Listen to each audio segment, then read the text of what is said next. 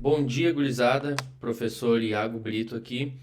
Hoje a gente vem fazer uma revisão de inquérito policial, um estudo através de jurisprudência, né? Ela que tem sido cada vez mais presente aí nas provas de concurso e cada vez mais relevante também na nossa atividade policial, né? Hoje em dia já não basta mais a gente só saber a lei, a gente tem que atuar também ali de acordo com a jurisprudência, se a gente quiser que a nossa atividade seja eficiente, seja efetiva, né? Então, o objetivo aqui são aulas curtas, rápidas, somente uma revisão bem breve, trazendo a jurisprudência atualizada, de preferência sempre do ano, né? Aqui eu separei somente jurisprudência de 2025, para que a gente esteja preparado, caso elas venham a cair na nossa prova ali ou até mesmo a nossa atividade policial. Então, aqui só uma breve conceituação: o inquérito policial, né? É aquele procedimento administrativo, pré-processual, destinado a colher elementos de informação para subsidiar ao parquê a propositura da ação penal, ali desvendar a autoria e materialidade ali de um delito. Ele tem algumas características ali especiais, quais sejam: ele é dispensável, então ele pode ser, a ação penal pode se dar sem a presença de um inquérito, pode ser através de um PIC lá do Ministério Público, ou às vezes o auto de prisão em flagrante pode ser ali suficiente, então o inquérito é dispensável. Ele é escrito, ali obviamente todas as peças ali do inquérito vão ser escritas, vão ser assinadas. Ele é inquisitivo, então por via de regra ele não tem a ampla defesa e o contraditório. Tem algumas exceções ali, né, como reconhecimento fotográfico, ali a questão do acesso aos documentos, né, que já constam no inquérito ali, as peças já documentadas, mas por via de regra ele é inquisitivo. Se cair na sua prova, ele não é necessária ali ampla defesa e o contraditório. Ele é administrativo, como foi dito, ele ocorre na fase pré-processual, é feito por uma autoridade administrativa e não por uma autoridade jurisdicional. Ele é indisponível, depois que ele é iniciado, o delegado ou a autoridade competente não pode encerrar ele de ofício, né?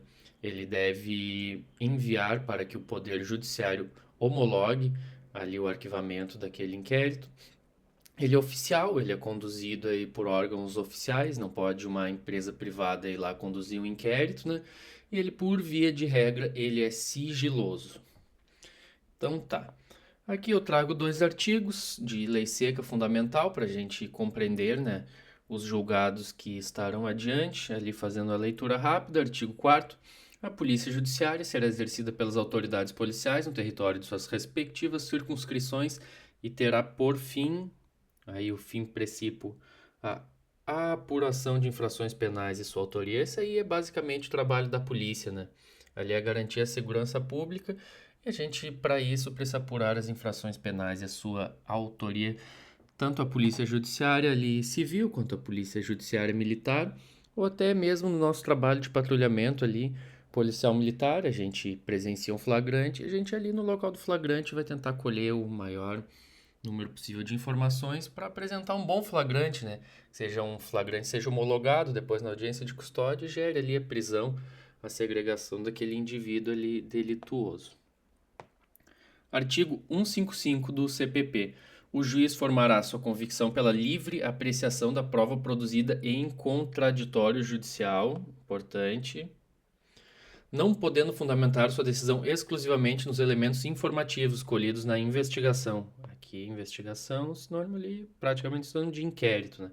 Ressalvadas as provas cautelares não repetitíveis e antecipadas. Então, esse tipo de prova aqui, se produzida ali no bojo do inquérito, terá a mesma validade de uma prova judicial. Mas, por via de regra, ali no inquérito são somente elementos de informação que depois eles têm que ser confirmados ali em âmbito judicial. É por isso que quando o policial militar faz uma prisão, ele dá o seu depoimento lá na delegacia, como condutor ou como testemunha do flagrante, né? E depois lá no foro central ele tem que novamente dar o depoimento, falar as mesmas coisas que ele falou na delegacia, porque ali ocorre o contraditório judicial, né? É aquele depoimento ali dado em frente ao juiz, na presença do defensor ali, com a acusação também presente, que vai subsidiar, né, aquela ação penal ali, que vai ser o depoimento mais importante. Então, por via de regra, a prova ela tem que ser judicial, ressalvadas ali as exceções já trazidas.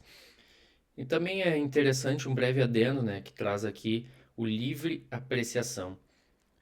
Já que fizemos a leitura do artigo, trazemos que é o sistema que rege hoje a prova no Brasil, né? A persuasão racional do juiz, a livre apreciação da prova.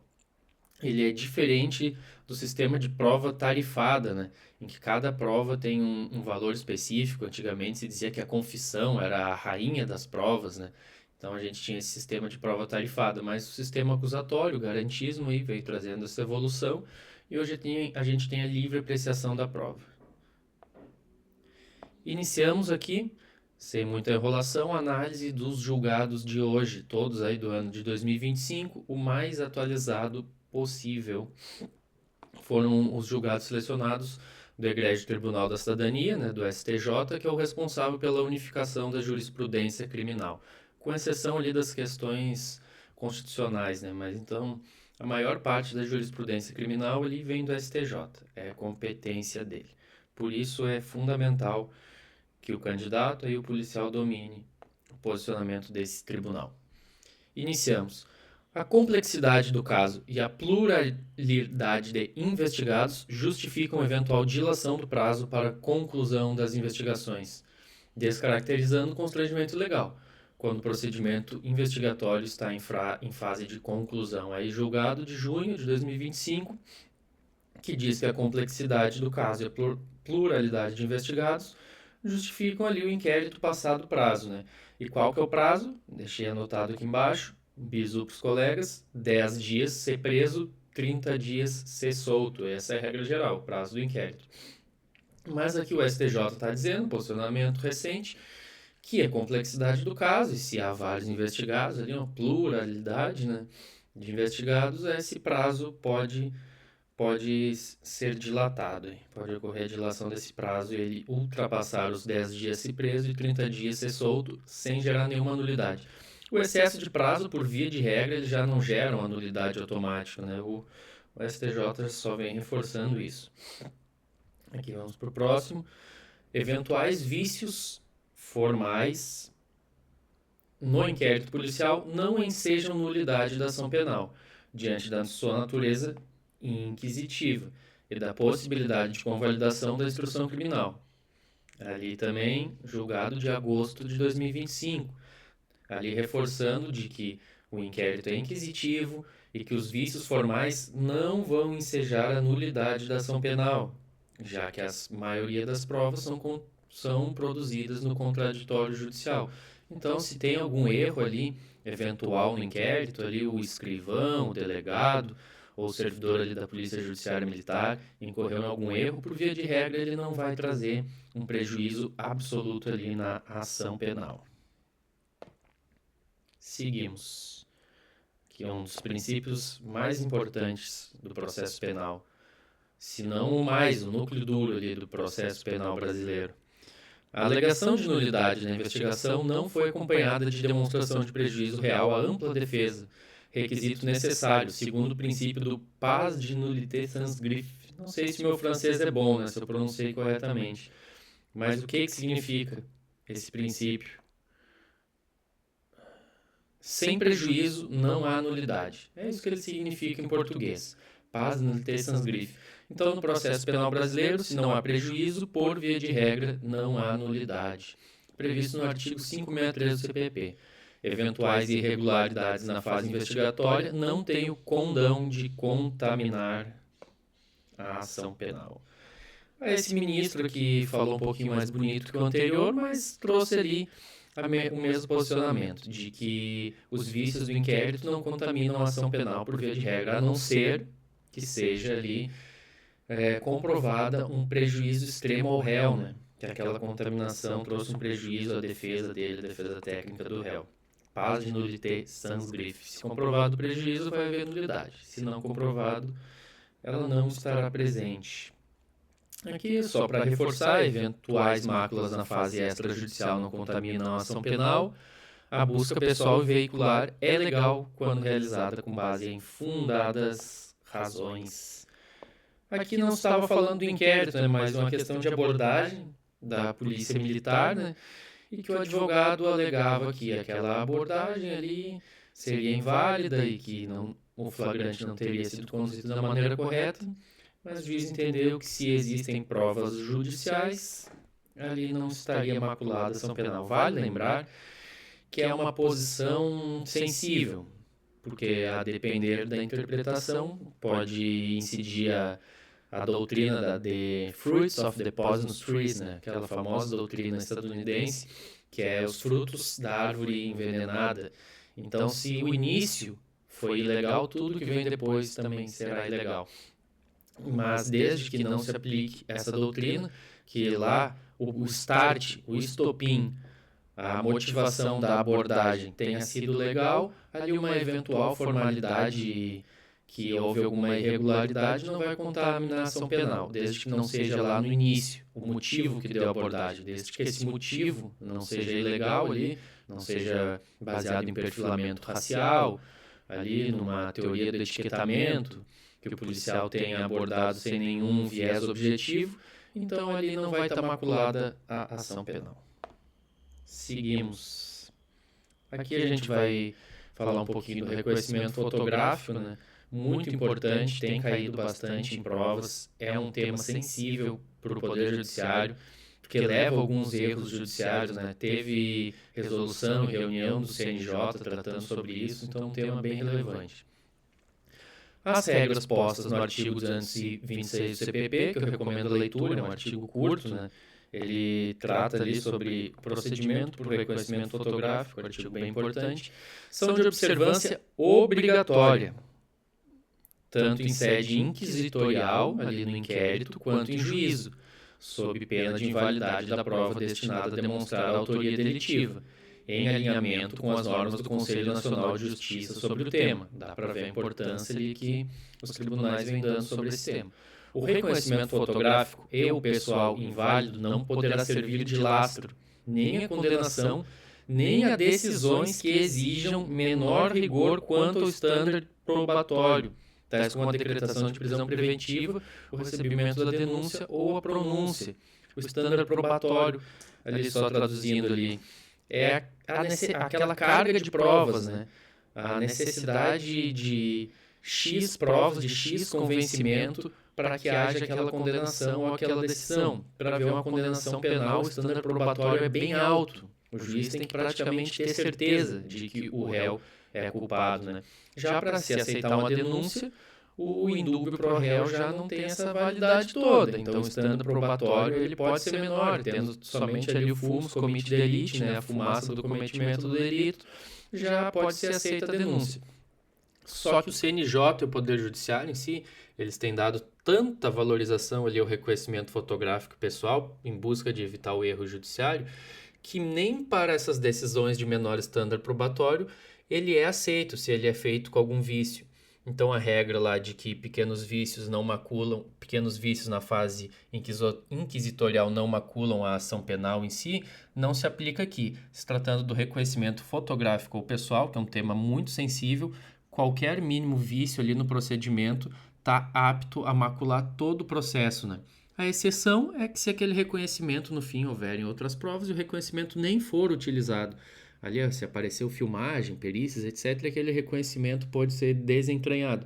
Daí não vai ter a nulidade, mas por via de regra, se a ação se baseia no reconhecimento e ele não foi feito de acordo com a exata formalística ali do 226 do CPP, será nulo de todo. Aqui.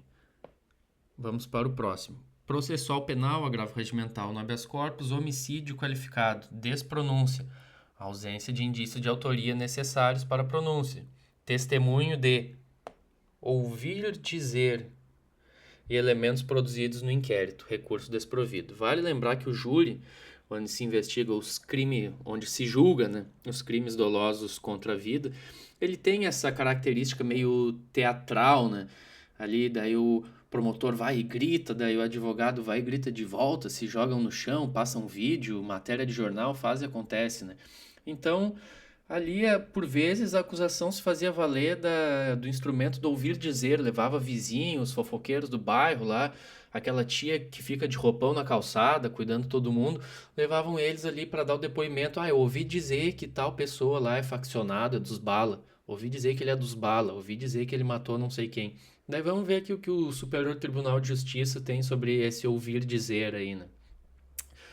O STJ entende que a pronúncia não pode se fundamentar em elementos colhidos durante o inquérito policial, se for de maneira exclusiva, né, nos termos do artigo 155 do CPP, bem como que o testemunho indireto ou por ouvir dizer não é apto a embasar a pronúncia.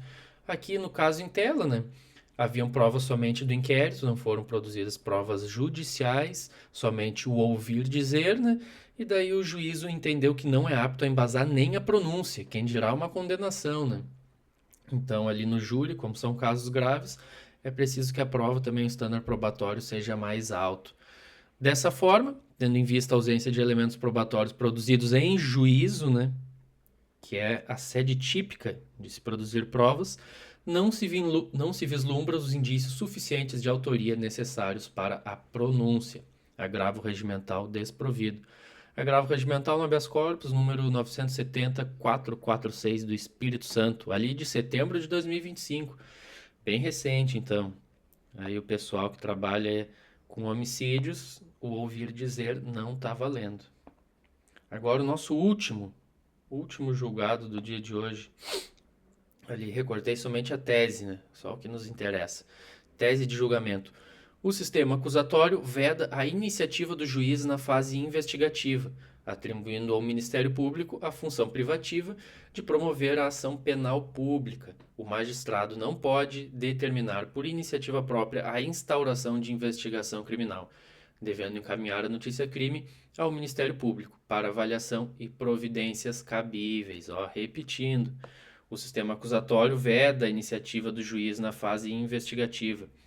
Qual que é a competência do juiz na fase investigativa? É o juiz de garantias lá, né? Que atua no inquérito, mas ele não atua ativamente, sempre sendo provocado. Então, eu quero uma interceptação telefônica na fase do inquérito. Mando lá para o juiz de garantias. Quero uma prisão, quero uma medida cautelar, manda para o juiz de garantias. Mas isso é sempre mediante provocação. Ele não pode ter iniciativa. É vedado, é sistema acusatório. A iniciativa é da acusação, do Ministério Público. Ali foi-se o tempo lá do direito canônico de 1100 e poucos, que o juiz era acusador, era o juiz, era de se duvidar até a vítima, só faltava ser o réu junto. Então isso aí já acabou, né? Então, um julgado importante de agosto de 2025 que deixa claro que é vedado iniciativa do juiz na fase investigativa. Que ele deve, se ele ficar sabendo, sou juiz e fiquei numa audiência, fiquei sabendo de um crime, aqui num depoimento de um réu, de uma testemunha, o que ele vai fazer? Ele vai pegar essa notícia-crime e enviar ao Ministério Público, ao parquê, que é o órgão cabível, o custo legis, que é o órgão que deve realizar essa acusação. Então tá, espero que tenha sido proveitosa essa aula.